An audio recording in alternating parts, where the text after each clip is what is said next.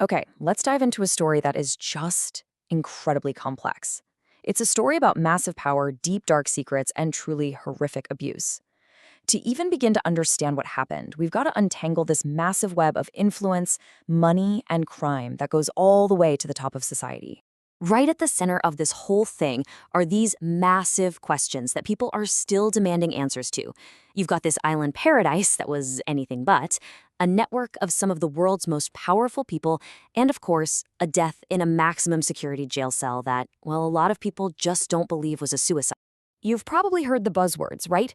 Epstein Island, the Lolita Express, this list of famous guests, and these secret files that could supposedly bring the whole thing crashing down. In this explainer, we're going to try and connect those dots for you.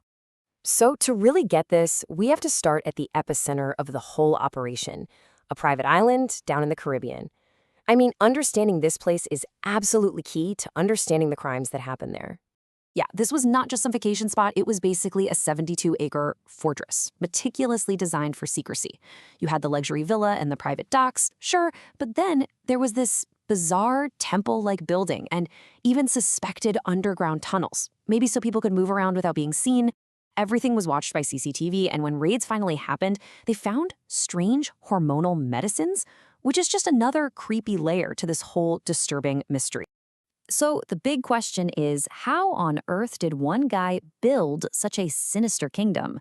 To figure that out, we've got to rewind and look at his journey, how he went from a high school classroom to the absolute highest levels of global power. His rise was just meteoric. He actually started out in the 1970s as a math teacher, but by the 80s, he was on Wall Street, making all the right connections. The 90s, though, that was his big break. He started managing money for billionaires, most famously Leslie Wexner, the owner of Victoria's Secret. That one connection was really the source of his unbelievable wealth, and it let him build an empire of mansions, a huge ranch, and, yes, his own private island. But underneath all that glitz and glam, behind the facade of wealth, Epstein was using his power and his money to build something else entirely. A really sophisticated and horrifying sex trafficking ring that targeted underage girls. And a really crucial thing to understand is he wasn't acting alone.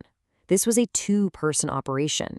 You had Epstein, the financier, the guy who created the whole system and hosted all the powerful guests, and then you had his partner, the British socialite Ghislaine Maxwell. She was the recruiter. Her job was to find and groom young victims, often luring them from schools with fake promises of jobs.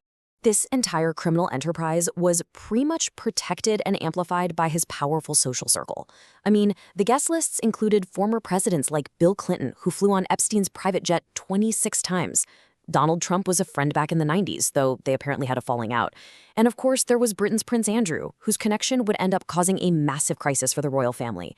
And the network just kept going, including people like Bill Gates and tons of Hollywood stars. For Prince Andrew, the fallout was, well, it was catastrophic.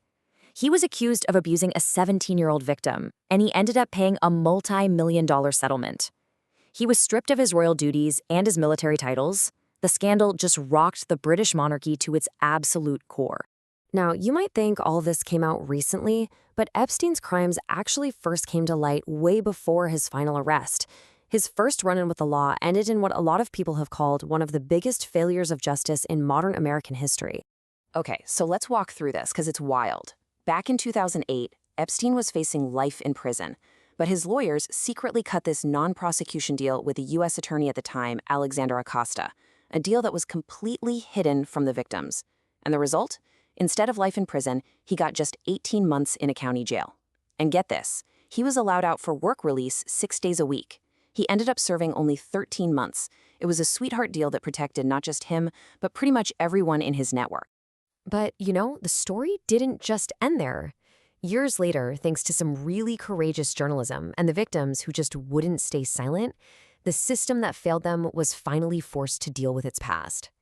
The whole case got blown wide open again in 2018 by an investigative series from journalist Julie K. Brown. By July of 2019, Epstein was arrested again, and this time there wasn't going to be any secret deal.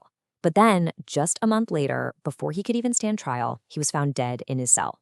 The investigation kept going, though, and that led to Ghislaine Maxwell's arrest in 2020 and finally her sentence of 20 years in prison in 2022.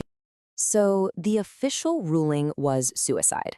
But that explanation has just never sat right with the public. I mean, with so many powerful people at risk of being exposed, the question wasn't just how he died, but why. And that skepticism is really fueled by the facts of that night. I mean, both security cameras right outside his cell just happened to malfunction. The two guards who were supposed to be watching him fell asleep for hours. And for some reason, right before his death, he had been taken off suicide watch. All these things have led a lot of people to believe he was silenced. So, Epstein might be gone, but this story is so far from over.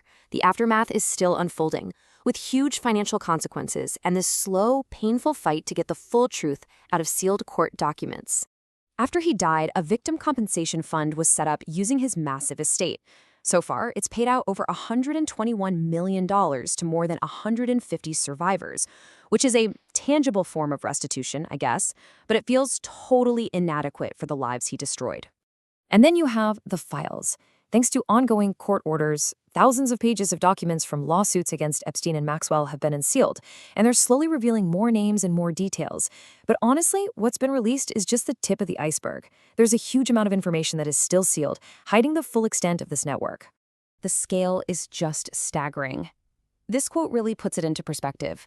What started with the quiet voice of one child way back in 2005 has now become one of the world's biggest corruption scandals, touching some of the most powerful people on the planet.